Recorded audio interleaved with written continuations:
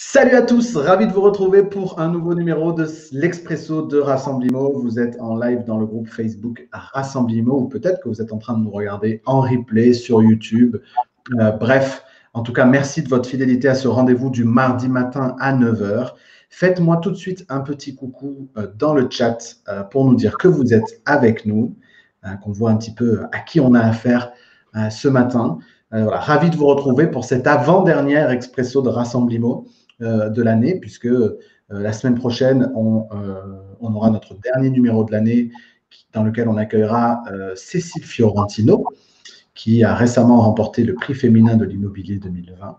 Donc voilà, on est ravis de l'accueillir la semaine prochaine, au moins autant que d'accueillir aujourd'hui Igal. Salut Estelle, salut à tous, voilà, merci. Les gens commencent à se connecter, vous êtes déjà une quinzaine. Super, salut François. Salut Franck. Bon, merci en tout cas de votre fidélité. Continuez de nous faire un petit coucou en commentaire le temps que Igal puisse se présenter. Igal, est-ce que tu peux nous expliquer un petit peu qui tu es et pourquoi tu es là ce matin? Avec grand plaisir. Je suis Igal Lévy. Je viens de débarquer à Paris récemment. Donc, j'expliquais à Sébastien, je suis, je pense, un des premiers Belges à débarquer dans le Rassemblimo pour un expresso belge. Donc, du coup, c'est le même expresso. Je vous rassure, c'est le même expresso que vous buvez en France. Et je viens en fait, car on a papoté un peu, voilà, Sébastien et moi, sur le métier de l'agent immobilier, sur les changements dans le domaine, sur tout ce qui se passe en termes de technologie, innovation il y a quelques semaines. Et puis, il m'a dit, est-ce que tu voudrais bien passer dans le podcast, enfin dans le podcast, dans le live show de Rassemblimo. Et moi, je me dis, on va voir ce que ça donne. J'ai rejoint le groupe Rassemblimo, j'ai un peu suivi les podcasts. J'ai vu des podcasts de Ori et d'autres personnes de Proprio dans le groupe qui étaient très intéressants. Et du coup, j'ai accepté ce grand challenge que Sébastien m'a donné. Merci beaucoup, Igal. Aujourd'hui, tu travailles pour Sweepbright. Effectivement. Est-ce que tu peux nous expliquer rapidement en quoi consiste Sweepbright? Bien sûr. Alors, en fait, Sweepbright a été créé il n'y a pas si longtemps, il y a 4 ans et demi maintenant, en fait, avec la notion très simple que quand on regarde aujourd'hui l'agent immobilier au quotidien, il y a 2 éléments clés qui font que l'agent pourrait être plus performant. Aujourd'hui, l'agent immobilier, en fait, il perd pas mal de temps en double saisie, par exemple, d'informations. Lors d'un mandat, il va travailler sur un bloc-notes, il va ressaisir ça dans un logiciel traditionnel, etc. Donc, il y a beaucoup de double saisie qui se passent dans le quotidien et dans les processus de l'agent immobilier.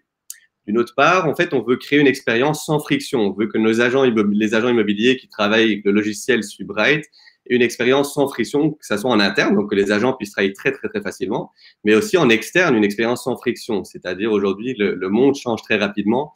On va certainement en discuter tout à l'heure, mais la friction devient quelque chose de très essentiel. Quand on regarde dans d'autres industries, comme du Deliveroo, du Uber Eats, du Netflix, etc., la friction, c'est un élément clé aujourd'hui d'un tas de sociétés. Il y a Estelle, toi, qui t'accueille dans la communauté Rassemblimo. Donc, voilà, merci beaucoup. Merci Estelle. Merci à tous. Encore une fois, vous êtes plus d'une vingtaine maintenant à être connectés, le temps que les gens se fassent couler leur propre expresso et puis nous rejoignent. Igal, avant de rentrer dans l'expérience sans friction, parce que ça va vraiment être le cœur, je pense, de notre sujet, depuis combien de temps est-ce que tu es chez Sweepbright et qu'est-ce que tu faisais avant en fait? C'est quoi ton parcours à toi? J'ai travaillé en fait, j'ai étudié il y a une dizaine d'années, je suis parti loin du petit village anversois ou Anvers, comme vous dites ici, pour aller étudier en Angleterre. J'ai fait mes études à Londres dans une très chouette école où j'ai appris pas mal de choses. Ça a renforcé mon anglais évidemment aussi, qui est très utile dans ce monde-ci. Je suis parti à Hong Kong parce que je me suis dit on va aller plus loin, ou Hong Kong pour bien le prononcer en français. Je suis parti de l'autre bout du monde parce que je me dis je vais me lancer un petit challenge et voir comment c'est d'être un an parti de tout ce qu'on connaît, d'être dans une autre culture et vraiment bien comprendre comment il fonctionne. J'ai appris le chinois, etc. Et puis je suis revenu pour un master en France d'ailleurs. Très étonnamment, je suis venu à l'ESCP pour un master en fait qui était en coopération avec notre université à Londres. Je me suis installé pour un très bon boulot dans une industrie très traditionnelle où il y a justement énormément de friction, qui est le shipping, donc tout ce qui est container, logistique, etc. pour un groupe de Singapour. Ma frustration est devenue énorme après 3 ans parce que je voyais que c'était tellement hiérarchique, il n'y avait aucune innovation qui se passait. Ça marche comme industrie, mais c'est pas à cause que ça marche qu'il ne faut pas innover. Et puis, j'ai bossé pour une start-up qui était un booking.com des salles de réunion, une boîte française que j'ai lancée moi en Belgique du coup. Et là, en fait, j'ai switché vers Sweetbright il y a à peu près, ça doit être 3 ans et demi, presque 4 ans. En fait, j'ai rencontré le propriétaire. On a parlé justement sur tous ces changements dans le marché. Je ne viens pas de l'immobilier à la base, mais je connais pas mal juste par curiosité. Et en fait, j'ai vite compris qu'en fait, il y a vraiment une opportunité pour l'agent immobilier de sortir de ce temps de dinosaure, comme tu l'appelles dans ton livre, si tu veux. Ok. Et du coup, si on en vient à ce sujet, et puis je trouve que c'est intéressant effectivement que tu aies un parcours qui soit quelque part, qui ne soit pas immobilier d'ailleurs, parce que je pense que si on veut réinventer des choses, les disrupter, les imaginer différemment, etc., je pense que ça a beaucoup de valeur justement de ne pas arriver de l'immobilier et de voir ce qui est transposable d'autres secteurs d'activité. Et tu prends notamment des exemples d'autres entreprises qui ont littéralement balayé leur propre marché justement en faisant vivre une expérience sans friction aux consommateurs. Et je vous partagerai d'ailleurs mon expérience au sujet d'une de ces entreprises la semaine dernière. Du coup, comment est-ce que tu définirais, toi, Égal, du coup, c'est quoi en fait, parce que c'est un mot qu'on entend, on commence à entendre beaucoup, pour les conseillers immobiliers qui nous regardent, c'est quoi une expérience sans friction? Bien sûr, en fait, une expérience sans friction, ça veut un peu dire, c'est un autre mot pour l'expérience client, si tu veux. Maintenant, l'expérience sans friction, le mot friction, qu'est-ce qu'il veut dire?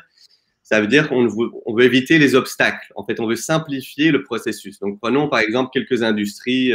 Regardons très simplement, vous connaissez certainement tous Netflix, je pense. Vous avez tous entendu parler en tout cas de Netflix.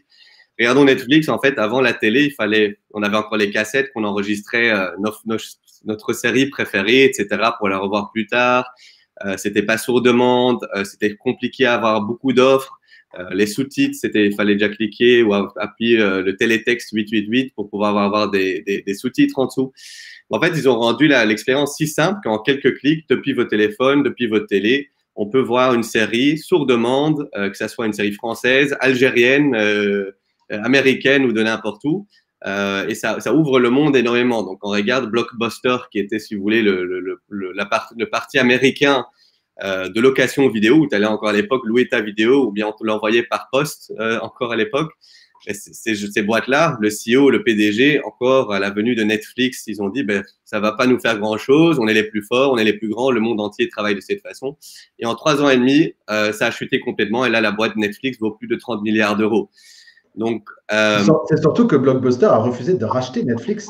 Ça leur a été proposé de racheter Netflix et ils ont dit non mais que ça valait que dalle quoi. Exactement. Et quelques années après, Blockbuster, ou d'ailleurs même à Paris ou n'importe où en France, on ne loue plus, ça n'existe plus la location de cassettes ou de DVD, ce principe qui est à l'époque semblait être le meilleur principe. Mais en fait, il y a beaucoup plus simple. Le client, en fait, qu'est-ce qu'on veut? On veut être dans notre fauteuil. On veut pas aller se taper un quart d'heure de marche pour aller louer une vidéo en DVD et après la ramener le jour d'après, ou sinon tu as une amende de 3 euros parce que tu as raté ton deadline. Donc, c'est en fait l'expérience client, ça veut dire on veut une simplicité, une facilité. Et prenons un exemple concret.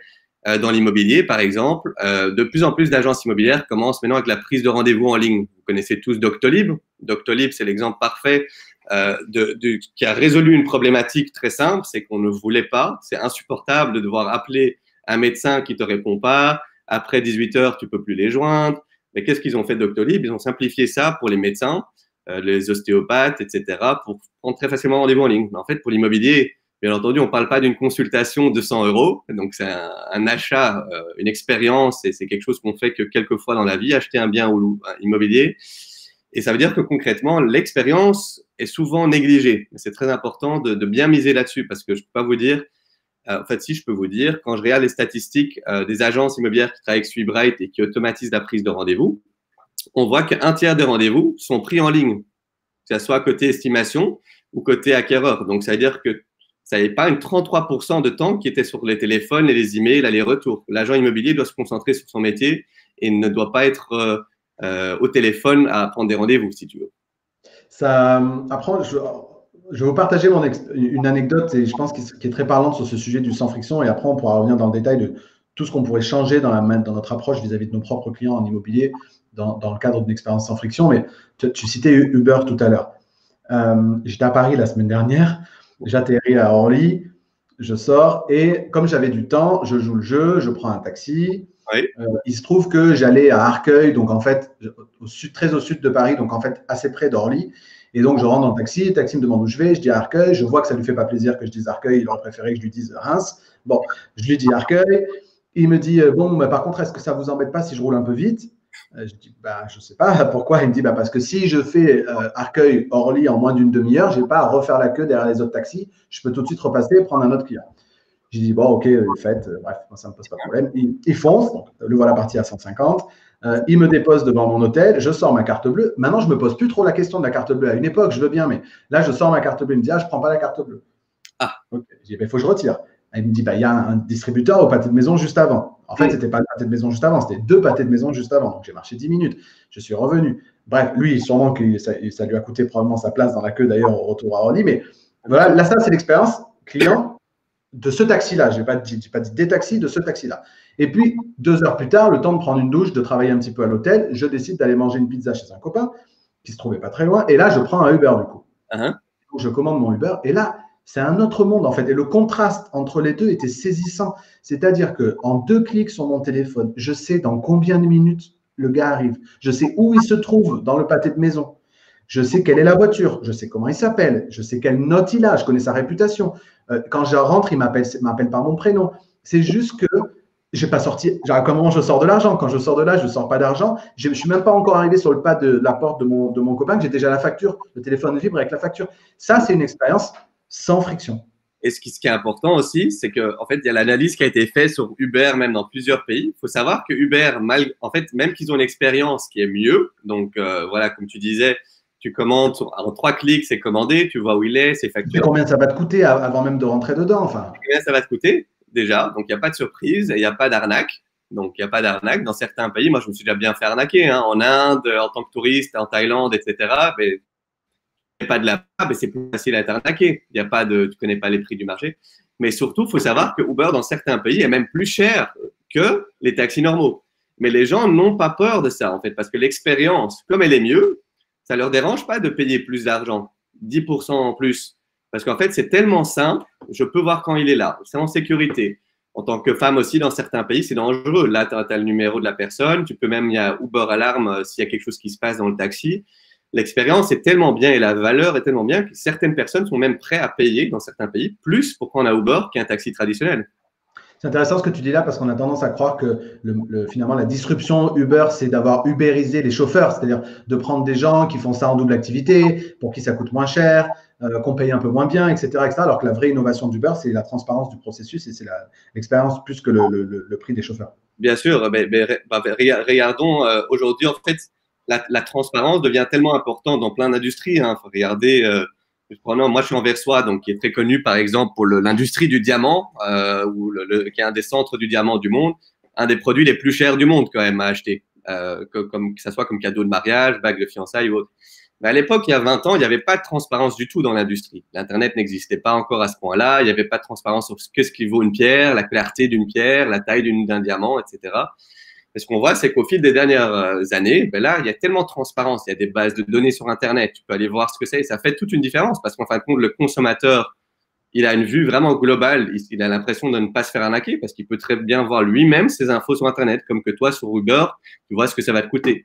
Comme qu'une commission transparente dans une immobilière, une chose très importante, je pense. La commission, qu'est-ce qui est inclus dans cette commission? Pas de surprise, par exemple. Là, on a une remarque de Ori qui est très juste, hein, qui est de dire aujourd'hui, en gros, Uber n'est pas rentable. Alors, il précise bien évidemment derrière que ça ne veut pas dire qu'on ne peut pas améliorer l'expérience client, etc. Là, on est sur le sujet du financier, en fait. C'est-à-dire, OK, mais une expérience sans client, une expérience sans friction, combien ça coûte, etc., etc. Il y a énormément de choses dans notre processus aujourd'hui d'un acheteur, de la recherche jusqu'à l'acte, qu'on peut améliorer sans que ça coûte forcément énormément d'argent. Le succès d'Uber, et je pense que c'est important aussi là pour corroborer ce que dit Ori, c'est le succès vis-à-vis des clients. C'est OK le modèle économique, mais aujourd'hui, de manière massive, les gens adoptent des solutions qui sont des solutions sans friction. Souvent, je vous parle ici de ma femme qui fait les courses depuis l'application, en fait.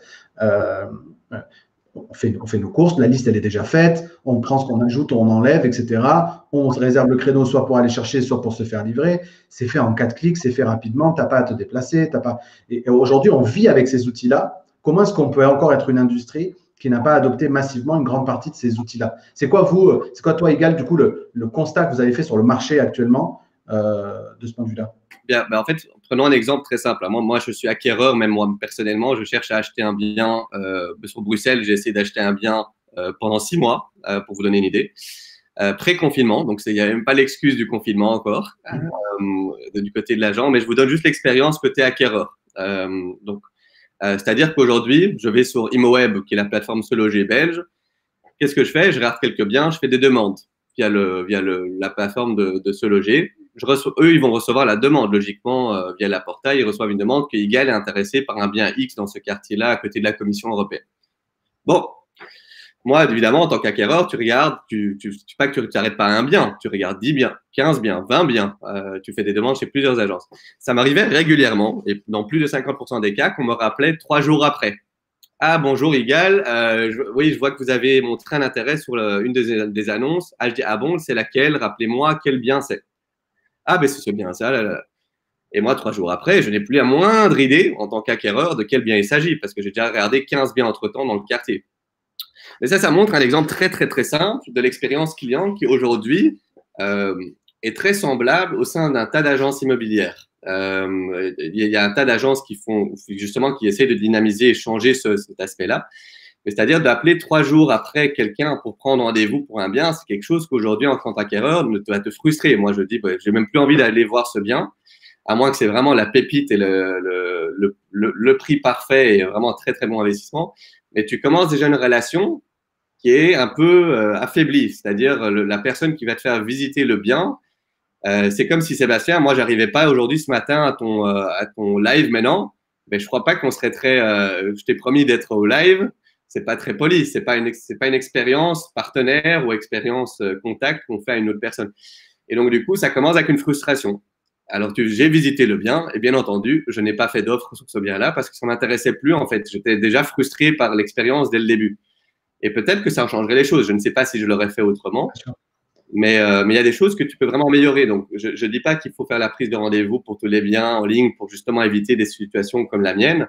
Je dis que pour certains biens, tu peux le faire. Je dis qu'un petit SMS, par exemple, rappelle « Bonjour Sébastien, je veux te rappeler la visite dans une demi-heure à ce bien-là ». C'est toutes des petites choses qui peuvent contribuer à dire « Ah, cet agent, c'est bien sympa en fait ». C'est intéressant parce que ce que tu dis, c'est aussi, je pense, ça c'est vraiment pour tous les conseillers qui nous regardent, c'est qu'on a un tort dans toutes les industries, et notamment dans la nôtre, c'est que on imagine, enfin, à partir du moment où on imagine une solution, on voit de la difficulté technologique en fait. Et je crois que si on veut améliorer cette expérience client, il faut le faire sans a priori technique, technologique ou financier. Il faut imaginer le truc idéal en se positionnant du point de vue du consommateur. Et je pense que c'est ce qui nous manque beaucoup, c'est qu'on ne se met pas suffisamment dans les bottes de nos propres prospects, acheteurs ou vendeurs. On imagine même, on oublie qu'on est nous-mêmes consommateurs dans d'autres industries. Donc, on est les premiers à être frustrés quand on n'arrive pas à avoir tout en 2 clics. Mais on fait vivre à nos clients un truc où on s'appelle, je te laisse un message, je te renvoie un mail, j'oublie, c'est tombé dans mes spams. Enfin bref. Et en fait, donc, il faut se mettre à la place du consommateur. Il faut imaginer le truc sans a priori technique ou technologique, parce qu'aujourd'hui, la technologie, sincèrement, sur tous les sujets que tu as cités là, c'est une commodité. Un SMS automatisé, une prise de rendez-vous en ligne, etc. Aujourd'hui, c'est rien d'un point de vue technique. Mais je crois qu'il y a 2 peurs. Il y a d'une part, effectivement, la peur de ouf, c'est un nouveau outil, ça va bouleverser mes processus, etc. Et j'ai l'habitude de faire les choses comme telles, parce que c'est une habitude quand les gens font quelque chose pendant 3 ans ou 10 ans, ils sont agents immobiliers, d'aller commencer à changer ces choses-là. Et d'une autre part, c'est la crainte aussi de certaines personnes, de mon expérience, qui pensent que ça coûte très cher, effectivement. Mais c'est tellement démocratique aujourd'hui d'envoyer un SMS à 5 centimes l'SMS. Ça t'épargne du temps à toi parce que s'il ne vient pas au rendez-vous et que c'est un no-show à ta visite, ben, tu as épargné un aller-retour pour aller visiter un bien. Mais ça améliore l'expérience client aussi du client parce qu'il se dit « Ah, Sébastien, il m'a envoyé un petit rappel en tant qu'agent immobilier, c'est vachement sympa. J'ai l'adresse du bien 1 heure avant que je devais partir de chez moi. » Donc les gens ont peur du changement et je crois que ça, c'est la peur la plus profonde dans l'immobilier. Elle est aussi très, très élevée. Mais il ne faut pas avoir peur du changement parce que ce changement-là, il faut le faire. Les temps évoluent. Regardez, à l'époque, il y avait le papier encore. Là, il y a eu des logiciels immobiliers qui sont venus par la suite. Avec Subride, les agents immobiliers qui travaillent avec Subride, ils font tout sur un téléphone presque. Je veux dire, au quotidien, ils bossent sur un téléphone de façon complètement digitale. Avant, c'était encore un papier. Regardons, il y a 15 ans, ça n'existait pas, cette possibilité-là. On avait un Nokia 3310. tu n'allais pas insérer ou ajouter, faire la saisie de données d'un bien sur un Nokia 3310. Tu allais faire jouer à Snake des appels ou un SMS. C'est tout ce que tu faisais. Mais ça avance tellement vite, mais c'est pas cher ces outils. Hein. Une prise des outils comme Doctolib, que ça soit dans l'immobilier, les autres outils, l'SMS, des outils marketing, que toi tu fais d'ailleurs de façon très poussée, Sébastien aussi, avec tes formations. C'est très démocratique. Hein. L'outil qu'on utilise aujourd'hui, BeLive, je crois que ça coûte $20 par mois. $20 par mois et tu fais un expresso toutes les semaines. Et tu rencontres du monde. Et les gens, ils viennent, ils écoutent. Et c'est sympa, ça crée une bonne ambiance, mais ça coûte pas cher, en fait. Mais il ne faut pas avoir peur, en fait. Et je pense qu'un troisième truc, peut-être pour répondre à la question, c'est il faut s'accompagner des bonnes personnes. Donc, trouver les bonnes personnes qui peuvent t'accompagner dans ces transitions-là et ne pas te lancer peut-être tout seul parce qu'il ne faut pas choisir l'outil. Henri était fort à Snake. Il ne faut pas se lancer en fait dans un outil parce que c'est un outil. Il ne faut pas aller prendre DocuSign parce que c'est DocuSign pour la signature électronique. Il faut d'abord penser à la problématique. Quel est mon problème aujourd'hui? Et en fonction de ça, te faire accompagner et demander des conseils à des gens, ça peut être chez nous ou d'autres d'ailleurs, qui vous donnent les conseils sur les meilleurs outils en fonction de votre problématique. Il ne faut pas prendre n'importe quel outil. Si on va dans le concret du coup pour que ce soit encore plus clair pour les gens qui nous écoutent, qu'est-ce qu'on peut changer aujourd'hui dans l'expérience qu'on va faire vivre parce que j'ai déjà fait une démonstration de SweetBright, donc sans rentrer dans la promotion de SweetBright, et on était clair sur cet objectif-là, mais c'est quoi l'expérience d'avoir un CRM qui est dans son téléphone? Qu'est-ce que je fais concrètement? C'est quoi mon quotidien?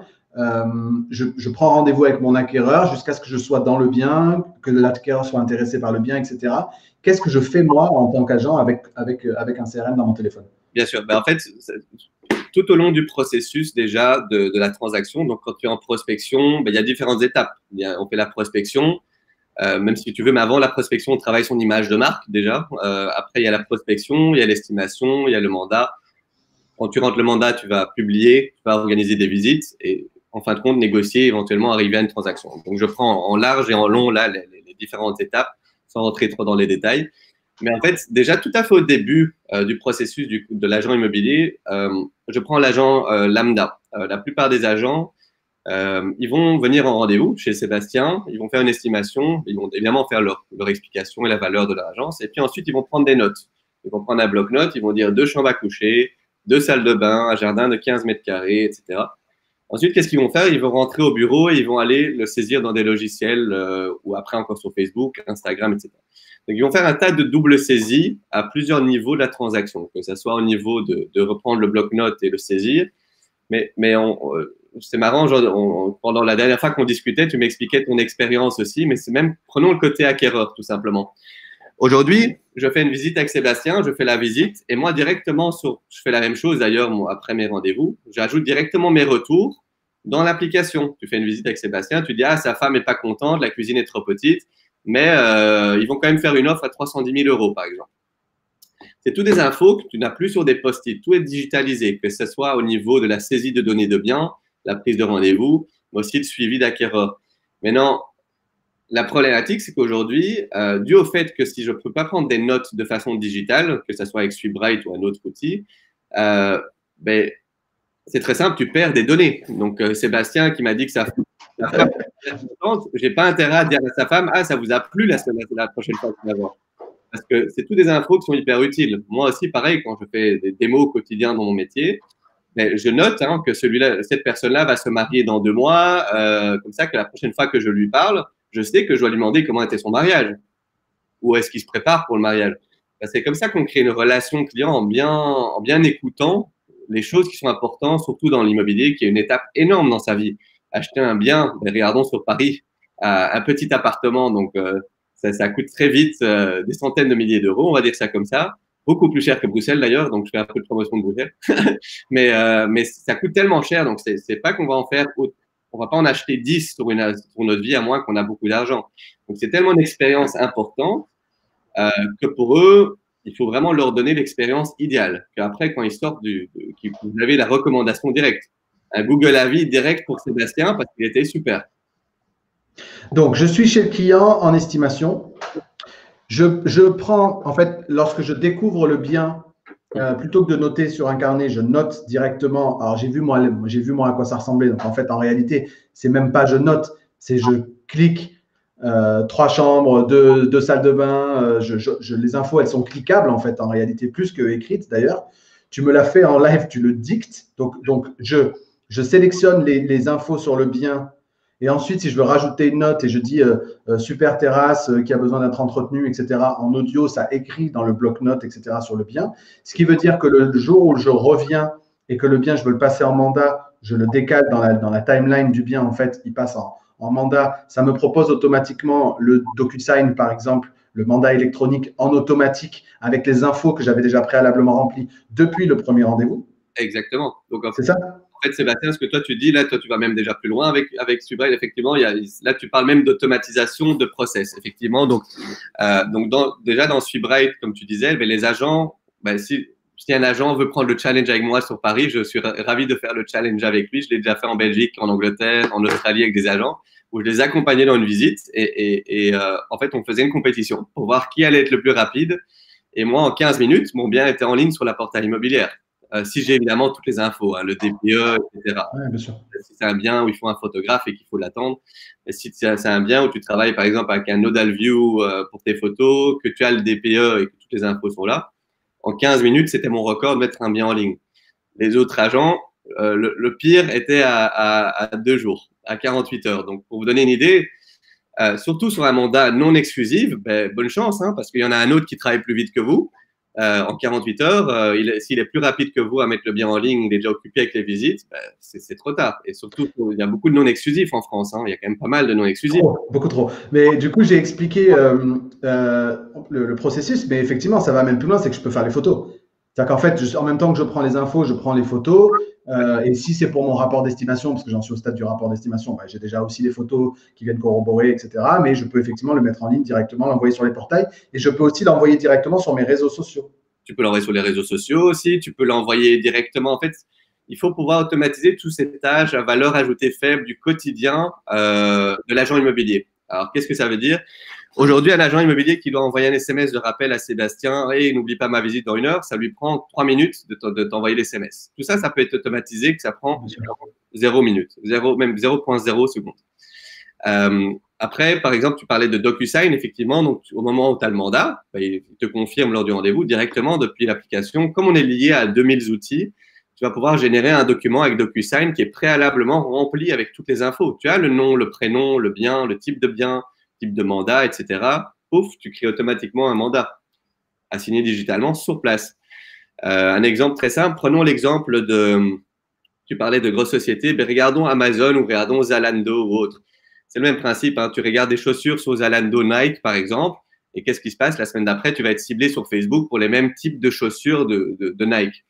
En fait, c'est quelque chose qui est très sous-utilisé, mais de nouveau, Subrail, tu peux lier aux audiences Facebook même, et tu peux aller recibler les gens, parce que j'ai l'adresse mail de Sébastien.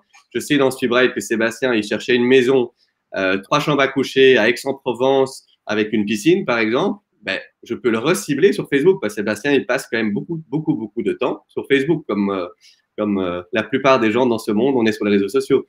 Et c'est tout des choses que tu peux automatiser et en fait mieux cibler les gens, donner une meilleure expérience client pour ne pas perdre son temps. Idem côté acquéreur. Donc, côté acquéreur, je suis sur un portail immobilier, je clique directement dans l'annonce vers un lien, vers un Calendly, un You Can Book Me ou autre outil de prise de rendez-vous en ligne et je prends directement rendez-vous dans l'agenda de mon agent. Ouais. Et l'agent aura déterminé les plages horaires. Il aura déterminé si c'est pour, bien évidemment, peut-être pas aller directement sur place voir le bien, mais peut-être c'est peut-être un rendez-vous pour une visite virtuelle guidée dans lequel je pourrai affiner ma découverte, etc. Donc, je vois dans mon agenda des rendez-vous se remplir seul, avec d'ores et déjà les infos de la personne, son nom, son prénom, son email, son numéro de téléphone. J'ai automatisé un renvoi d'SMS pour lui dire on a bien rendez-vous ensemble dans 30 minutes. Voici le lien Zoom pour notre visio. Enfin, voilà. Et ensuite, une fois avec le client, je peux affiner encore une fois ses besoins directement dans mon application, dans mon outil. Et l'outil va d'ailleurs me proposer des rapprochements automatiques avec des mandats que j'aurais pu avoir ou des biens que j'aurais pu voir. Juste pour te donner la comparaison, j'ai été voir pendant que tu parles là dans ma boîte mail pour voir, parce que moi je travaille avec la prise de rendez-vous en ligne aussi, donc en fonction de mes dispos, les gens peuvent prendre des rendez-vous avec moi. Là, en moins d'une demi-heure qu'on parle, j'ai déjà 3 rendez-vous qui ont été pris. Hein. Je n'ai rien fait. On est en train de parler là en conférence. et ça se remplit mon agenda. Dans ma signature de mon email, ils ont la possibilité de prendre rendez-vous, par exemple, directement pour une démo ou l'équivalent chez vous, c'est une estimation chez l'agent. Mais ça va directement se faire. Donc là, moi, je n'ai rien à faire pendant cet appel. En une demi-heure, j'ai eu 3 démos. Ça doit être cet après-midi ou demain. Je dois vérifier qu'elles ont lieu. Mais c'est ça qui est génial, en fait. C'est il faut pas le faire pour tous les biens. Et Sébastien, la plus grosse crainte pour la prise de rendez-vous en ligne des agents, c'est que les gens puissent prendre rendez-vous dans son agenda. Ça, c'est la plus grosse crainte direct. C'est la première remarque qu'on me donne. Mais il faut savoir, vous pouvez même aller définir la dispo du bien, c'est-à-dire, par exemple, le mardi et jeudi après-midi, ce bien-là, le propriétaire est dispo pour des visites. Et c'est également lié à l'agent, son agenda de l'agent. Et c'est en fait notre intégration avec un outil qui s'appelle Calendly, qui est très, très, très, très, très, très utilisé en France, d'ailleurs, pas que dans l'immobilier. Bien sûr. Et surtout, niveau estimation, il n'y a même pas de dispo du bien. Il n'y a que tes dispos. Lui, il va choisir dans ton agenda un rendez-vous en fonction de tes dispos. Donc, c'est tellement simple, en fait, et ça peut vraiment dramatiquement changer l'expérience qu'une personne a avec votre société, en fait. Et je reçois une confirmation, et ça me dit dans la confirmation que je dois venir en rendez-vous avec telle et telle information. Je suis sûr que toutes les informations ont circulé, tout est noté quelque part, etc. Je te partageais l'anecdote la dernière fois qu'on avait échangé, et je le dis pour tout le monde parce que je suis sûr que sur la trentaine de personnes qui est en live et tous ceux qui nous regarderont en replay, certains d'entre vous peut-être utiliser un petit agenda papier, etc., qui pour certains d'entre vous, je le sais, est votre Bible. C'est-à-dire que non seulement il y a vos rendez-vous, mais vous savez, ce petit encart de notes sur la droite de l'agenda, il y a souvent plein d'infos cruciales dedans. Je suis sûr que ça vous parle. Eh bien, sachez-le, j'avais une négociatrice location qui un jour est revenue en pleurant à l'agence et je lui ai demandé pourquoi elle pleurait. Et elle m'a dit que parce qu'elle est sortie de rendez-vous dans la précipitation, qu'elle a posé l'agenda sur le toit de sa voiture et qu'elle est partie. Et que son agenda, elle n'a jamais retrouvé. Et il y avait tous les numéros de téléphone de ses clients et de ses prospects, etc. Et si on croit que c'est une question de génération, je vous le dis, elle avait 21 ans à l'époque. Ah oui. Et voilà. Et ça faisait des semaines que je lui disais de basculer sur un agenda électronique, etc. Et voilà. Et de rentrer les infos dans le CRM, et etc. etc. Ben oui. Et en plus, Alexis, je crois même que toi qui nous dis que si tu le perds, tu serais au bout de ta vie. C'était sur la même commune que celle sur laquelle tu te trouves aujourd'hui, je crois, si mes souvenirs sont bons. Donc voilà. Donc ça peut arriver, et ne serait-ce que pour ça, avoir tout en ligne, c'est pas mal. Mais bien sûr, après, de nos jours, la technologie du cloud est tellement simple, les applications, les outils. Mais regarde, comparons très simplement, il y a 10 ans, on utilisait un bureau, mais c'était ton ordinateur. Enfin, même pas à l'époque. Ça commence, oui, c'était déjà ton ordinateur il y a 10 ans. Mais ton téléphone ne servait pas à envoyer des emails, ça servait à faire des coups de fil si tu veux vers les clients, des SMS. Mais aujourd'hui, regarde, moi j'ai des applications sur mon téléphone du boulot. Alors, je commence. J'ai Intercom, c'est le chat sur notre site, les clients qui peuvent chatter avec nous, comme une agence immobilière peut laisser les gens chatter avec eux. Slack, j'ai Slack, c'est notre outil de WhatsApp professionnel en interne. Moi, j'utilise HubSpot comme CRM pour suivre mes agences immobilières. J'ai HubSpot, mais je travaille de façon complètement mobile. Voilà, j'ai sur mon iPhone ici les 3 applis que j'utilise au quotidien. Bref, si je suis dans un avion pendant 3 jours avec du Wi-Fi ou même sur une plage aux Bahamas, ce n'est pas le cas malheureusement, mais si c'est le cas, je peux même bosser de là-bas. Il suffit d'avoir une connexion Internet. J'ai tout ce qu'il me faut en fait. Donc, aujourd'hui, les outils ou l'agenda, comme tu disais, que la dame en question avait laissé sur sa voiture et s'est barrée en perdant son agenda. Et c'est toutes des choses qu'on peut éviter. Moi, je perds mon téléphone en vacances, il n'y a pas de problème, je remplace avec un nouveau, j'ai rien perdu. Tout est encore là, tout est dans le cloud de nos jours. Et voilà, c'est des choses que ça évolue tellement rapidement. Et voilà, moi, notre ambition et mon ambition personnelle, c'est vraiment d'aider les agences à changer cette façon de penser, ne pas avoir peur de ces outils-là. Et surtout se dire, je veux vraiment éviter que des agences, surtout des jeunes agences, retrouvent à être des blockbusters de l'immobilier. Il faut qu'ils continuent à exister, qu'ils évoluent avec et pas avoir peur de ces outils-là, quoi. En fait, c'est juste que quand on imagine un acquéreur qui est avec sa femme sur un canapé le soir, sur sa tablette, en train de regarder des biens qui pourraient les intéresser, comme beaucoup de Français font, parce que le nombre de visites uniques sur les portails immobiliers est astronomique. Donc, il y a plein de gens qui le font, ne serait-ce que par curiosité. Vous êtes là, vous regardez des biens, etc. Vous voyez des biens qui vous intéressent. Et là, vous devez appeler un téléphone fixe et laisser un message sur un répondeur. Vous devez envoyer un email comme on enverrait une bouteille à la mer, alors qu'on pourrait, encore une fois, juste cliquer, avoir un agenda qui s'ouvre. On pourrait déjà cliquer et faire une visite virtuelle immersive et regarder déjà si effectivement ça pourrait nous plaire. Et en plus, je peux cliquer derrière pour confirmer que je veux un rendez-vous. Mais tu pourrais même mieux faire encore mieux, je pense. Quand quelqu'un réagit sur le portail immobilier, tu pourrais automatiser qu'un email, disons que c'est Sébastien, qui dit bonjour Sébastien, merci pour votre demande sur le bien situé aux Champs-Élysées 122 par exemple, ou s'il n'y a pas de numéro aux Champs-Élysées. Je vous invite dans l'email, tu leur donnes même 3 call to actions. Numéro 1, prise de rendez-vous téléphonique où ils peuvent prendre rendez-vous pour un appel téléphonique. Si c'est une personne plus âgée, peut-être qu'ils sont pas à l'aise avec une visite virtuelle en ligne, ou du coup ils prennent rendez-vous et vous allez les appeler par téléphone le jour en après-midi quand vous avez une dispo. Option 2, prise de rendez-vous pour une visite virtuelle, par exemple avec des outils comme NodalView ou autres. De nos jours, il y a moyen de faire des visites virtuelles en ligne comme si tu es presque sur place. Ils peuvent prendre rendez-vous et automatiquement prendre rendez-vous pour une visite virtuelle en ligne. Option 3, quand le Covid le permet, évidemment, et maintenant actuellement c'est de nouveau permis, prendre rendez-vous pour une visite physique. Donc tu leur donnes les 3 possibilités. Petite intro téléphonique de 15 minutes, visite virtuelle d'une demi-heure en ligne, en visio, ou numéro 3, une vraie visite, quoi. Igal, puisque ça fait 35 minutes, et je sais qu'Igal, je le dis pour Ori, c'est juré de faire plus long que Ori il y a 2 semaines. Igal, juste, c'est le moment, alors pas promo, mais juste pour aussi que ce soit clair quand même. Donc, Sweetbright, vous êtes lancé en Belgique il y a donc 4 ans, tu disais, pour arriver à un taux de pénétration du marché qui est plutôt intéressant, parce qu'aujourd'hui, vous équipez quel pourcentage des agences en Belgique? On est plutôt au moins autour des 15% des agences, donc des agences immobilières. Donc vraiment les agences 2.0, ils sont déjà tous clients en Belgique, que ce soit côté francophone ou flamand. Côté de la France, là vous arrivez en France. On vient d'arriver, donc on vient de l'annoncer au Rent il y a quelques semaines. C'est-à-dire que là, on a, si je dis pas de bêtises, on a une trentaine d'agences de différentes tailles, que ce soit des réseaux de mandataires, des agences qui sont signées avec Sweetbright. Donc là, on est vraiment en train de démarcher et Sébastien, c'est le premier avec qui j'ai fait un appel vidéo, une conférence vidéo. Il y en aura encore dans les semaines à venir pour ceux qui nous suivent. Il y a un tas d'autres formateurs aussi dans le domaine qui sont et avec des gens, des influenceurs, etc.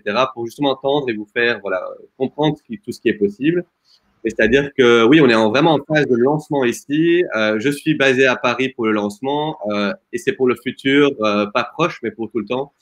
Donc, si vous regardez dans la presse aussi d'IMO 2.0, c'est vraiment, ça fait partie de notre stratégie parce qu'en fait, sur la France, il y a une réelle opportunité pour les agents immobiliers d'améliorer leur processus, d'automatiser et de rejoindre cette vague. Comme qu'il y en a plein, des proprios et d'autres sur le marché, par exemple, que tu as interviewé récemment, je pense. Qui, par exemple, cherchent à vraiment changer cette expérience et le parcours client. Mais c'est pour ça qu'on pense qu'il y a aussi un vrai potentiel ici. C'est un grand marché. Ça nous permet de voir Paris et le Sud aussi. Mais donc, effectivement, c'est un logiciel immobilier qui permet vraiment je voyais une question, je crois, de Horida tout à l'heure. Oui. C'est pas à lier avec des outils comme AC3, Neti ou autres. C'est pour remplacer des outils traditionnels comme Neti ou autres, qui sont des outils bien, mais ça dépend ce que tu recherches. Donc, chaque outil a ses avantages et ses désavantages. Sweetbright, c'est plutôt les agents qui veulent travailler mobile et automatiser l'expérience client. Et avec cette architecture ouverte, les outils, c'est moins leur point faute. Ouais, c'est un des gros reproches qui est fait aux principaux logiciels immobiliers aujourd'hui, c'est l'absence d'API, ce qu'on appelle les API, c'est la difficulté du coup à connecter avec d'autres applications, d'autres outils, etc. Ok. Il y a Ori, donc il y a une dernière question, juste, donc tu remplaces, je n'arrive pas à comprendre ce point-là, mais explique pas trop longtemps, sinon tu vas battre mon record. Mais c'est bon, Igal, du coup, vient de répondre du coup indirectement à la question d'Ori. Merci en tout cas, Igal, si vous avez des questions, n'hésitez pas à les poser. Vous avez compris que si vous voulez une démo de Sweetbright, ça se passe du coup directement dans la signature mail d'Igal, ou vous allez directement sur le site de Sweetbright et vous pouvez réserver, j'imagine, une démo. Igal, et le temps qu'on prenne d'autres commentaires et d'autres questions, je te propose qu'on passe à nos 3 dernières questions rapides. Okay. Première question, et je sais qu'elle est d'actualité pour toi, c'est quoi aujourd'hui, à titre très perso, ton rapport au logement? Justement, je viens de déménager à Paris et je cherche à acheter sur Bruxelles. À Paris, c'est encore un peu hors budget pour moi pour acheter. Donnez-moi quelques années. Mais quand on voit aujourd'hui le logement, c'est assez impressionnant quand tu viens de des villes comme Bruxelles et que tu débarques à Paris, qui sont quand même 2 capitales européennes, de voir que les prix de l'immobilier, en fait, en toute transparence, pour des jeunes, ça devient avec la situation actuelle, surtout avec le corona, etc., ça devient, après, sur Paris, je parle particulièrement, c'est quand même vachement cher et ça peut faire peur à certaines personnes lors de l'achat. Après, ce qu'on voit aussi, c'est que dans ma génération, en tout cas les millennials, ceux qui ont entre 20 et 40 ans, moi j'en ai 30 perso, mais dans ma génération, il y en a beaucoup qui cherchent plus à acheter, ils cherchent à louer. En fait, c'est très, ça fait un peu peur parce que ça veut dire que les gens ne pensent plus à long terme. Ils préfèrent aujourd'hui aussi beaucoup de jeunes dépenser sur du voyage. Là, en corona, ça va pas trop, mais d'aller se faire du backpacking pendant un mois au lieu d'aller investir dans un futur ou dans la brique. Il y a beaucoup de gens qui passent sur la location et en plus, les prix ne sont pas donnés. Donc ça, c'est une tendance que je vois chez ma génération à moi, que voilà, ils préfèrent dépenser dans d'autres choses que la brique. Mais ils vont louer des biens. Et ce qui fait un peu, voilà, ce que je vois, c'est qu'aussi en Belgique, il y a quelques agences qui me donnent la même conclusion. Et sur Paris, une agence dans le haut de gamme m'a donné la même conclusion récemment, leur CEO. C'est qu'en fait, il y a un peu la transition qui est en train de se faire vers un marché presque d'acquéreurs. Donc, à voir comment ça va évoluer, mais il faut ne pas oublier l'acquéreur, je pense, parce que ça devient très important de bien penser à ceux qui ont effectivement le budget, de bien les accompagner, comme ça qu'ils achètent bien chez vous un bien immobilier par la suite. C'est marrant ce que tu dis parce que si on projette encore un petit peu plus loin, beaucoup misent sur la tendance du logement à l'abonnement. Ouais. Hein, on sait qu'on est dans une économie de l'abonnement aujourd'hui, de la souscription, comme on dit, et beaucoup misent sur le fait que peut-être qu'un jour, on s'abonnera à une typologie de logement, mais qu'on pourra en changer, en fait, on pourra upgrader, ou on pourra downgrader du coup de logement en logement. C'est trop grand pour moi, maintenant je redescends, etc. Moyennant un abonnement mensuel, et on ne possédera plus. C'est une des hypothèses qui est évoquée pour les 30 à 40 prochaines années. Je dois te retrouver, mais je ne tombe plus sur le nom. J'ai rencontré à Madrid il y a 2 ans à une conférence de Property Portal Watch, justement, un jeune Anglais qui a levé beaucoup d'argent justement pour cette idée-là. Donc, il a lancé ça il y a 1 an et demi. Et c'est vraiment ce principe-là. Ta famille s'agrandit, hop, une chambre en plus, c'est très facile. Donc, sans ces conditions de résiliation de bail qui sont plus compliquées, tu passes de l'un à l'autre. C'est vraiment comme si tu passes d'un abonnement Netflix basique vers un abonnement premium, quoi. Deuxième question, Igal. C'est quoi, selon toi, du coup, si tu devais résumer l'agent immobilier parfait en un mot? L'agent immobilier parfait pour moi, c'est qu'il soit ouvert. Donc, un agent immobilier, donc dans mes discussions, je vois que le mot qui définit tout, c'est en fait ouvert. Donc, il faut toujours rester très ouvert d'esprit, que ça soit s'entourer avec des personnes comme Sébastien et d'autres personnes au niveau formation de l'immobilier, des personnes qui peuvent vous accompagner sur la technologie et d'autres, mais restez ouvert. Parce que au moment où on commence à se fermer, le changement n'est plus possible. Et c'est ça le plus gros danger. Donc, il faut rester ouvert d'esprit. Et quand on est ouvert d'esprit, on pense au futur, on se met en question. Et c'est ça qui marche le mieux parce que ça vous permet de vraiment innover, même avec vos outils actuels. Il ne faut pas changer d'outils nécessairement. Même avec vos outils actuels, repensez vous-même qu'est-ce que vous pouvez faire mieux. Soyez ouvert, que ce soit envers vous-même, la technologie ou le monde extérieur. Super. Et dernière question, Igal, est-ce que tu as des ressources à nous donner en termes de livres ou en termes de podcasts qui pourraient être utiles aux agents immobiliers? Oui, donc j'ai la possibilité, je vous en parlais là tout à l'heure, j'ai un truc que je regarde qui est un podcast en anglais, malheureusement, qui s'appelle Starting Greatness, que je trouve très bien, où ils interviewent différentes personnes, que ce soit politique, sur l'environnemental, etc., qui est très, très bien, parfait pendant la voiture quand vous allez visiter vos biens ou en route vers vos biens. Et puis, moi, j'ai lu récemment un livre qui peut vous intéresser à vous mettre en question, parce que moi, ça m'aide à me mettre en question, qui s'appelait Sell Like Crazy ou Vendre comme un fou. Moi, j'ai trouvé ça intéressant. C'est la première fois que j'ai acheté sur une pub ciblée dans ma vie un livre et c'était vraiment intéressant parce que ça m'a aidé à me mettre en question au niveau marketing, au niveau approche de vente, etc. Ok, merci, merci Igal. 44 minutes. Je ne crois pas qu'on ait battu Ori, mais tout est encore possible. Si on a des questions ou des remarques, n'hésitez pas si vous avez voilà, des questions pour Igal, des remarques, des remerciements, n'hésitez pas. On n'a pas tout dit parce que l'idée, ce n'était pas non plus de faire la promotion de Sweetbright, mais j'ai beaucoup aimé en tout cas sur la fin, Igal, quand tu évoques le fait que c'est cette ouverture en fait qui sauvera grand nombre d'agents immobiliers demain et quand on parle de transition, etc., ça demande à être très ouvert et je pense que c'est un des vrais soucis de notre profession que j'ai remarqué ces dernières années, c'est que je trouve qu'on est une des industries qui est le plus dans on a toujours fait comme ça. Et on sait que c'est ce qui a balayé beaucoup d'industries Donc ici, l'idée ici, c'est pas d'avoir un discours qui soit alarmant, mais rester éveillé et en éveil sur son industrie, sur ce qui se fait dans d'autres industries, ce qui est transposable. Voilà, donc c'est vraiment, ça me paraît vraiment être important. Je suis sûr que Ori croit que je brode pour que tu battes le record de la longueur d'interview, mais s'il me bat, Ori dit s'il me bat, je reviens. Mais du coup, on devra terminer là parce que sinon, ça va faire très long pour les autres. Hein. Mais sinon, ce que vous pouvez faire, Igal et Ori, c'est que vous faites un podcast tous les deux ensemble. Et ça peut comme ça dure des heures et des heures, et puis voilà. Bon, en tout cas, merci pour l'invitation. C'est toujours un échange très, très intéressant avec toi parce que voilà, tu as cette ouverture-là. Donc, en tout cas, ravi de te revoir et de lire ton livre prochainement que j'attends impatiemment pour le lire moi-même et te donner mes avis là-dessus. Avec grand plaisir. Merci Igal. Merci à tous encore une fois de votre fidélité. Je vous rappelle qu'on se retrouve la semaine prochaine. Le 15, ce sera notre dernier expresso de Rassemblimo avant les vacances et ce sera avec Cécile Fiorentino qui a récemment remporté le prix féminin de l'immobilier lors du dernier Rent. Et donc, je suis ravi de la mettre en lumière dans cet expresso de Rassemblimo. Je vous retrouve très, très vite. Je vous rappelle que l'extinction est toujours disponible sur sebastientedesco.com en tarif de lancement. Je vous souhaite une belle fin de journée, une belle semaine. Je vous retrouve mardi prochain et je vous dis à très, très vite. Ciao, ciao. Ciao. Belle semaine. Bye bye.